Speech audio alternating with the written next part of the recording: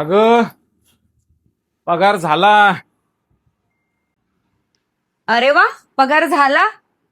मी ना आज तुमच्या आवडीचा पनीर टिक्का बनवते, तुम्हाला फार आवडेल. ठीक आहे, हे घ्या माझ्या आहोंसाठी पनीर टिक्का. खाऊन बघा ना, तुम्हाला खूप आवडेल.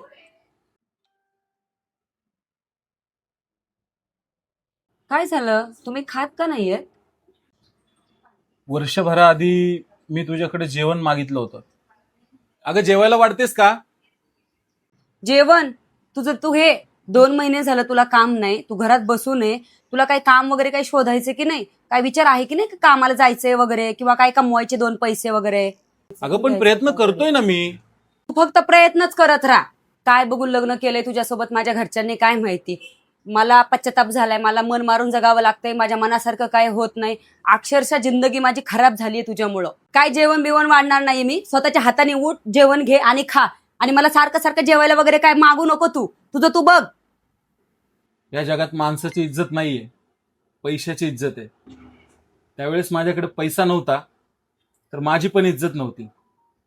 आज माझ्याकडे पैसा आहे, आज माझी इज्जत होतीये. सगळं माझ्या मनासारखं होतंय. आणि एक सांगू, वाईट वेळ येते आणि ती निघूनही जाते, पण त्या वाईट वेळेत बोलले गेलेले शब्द आणि वागली गेलेली वागणूक हे सांगून जाते की कोण आपले आणि कोण परके.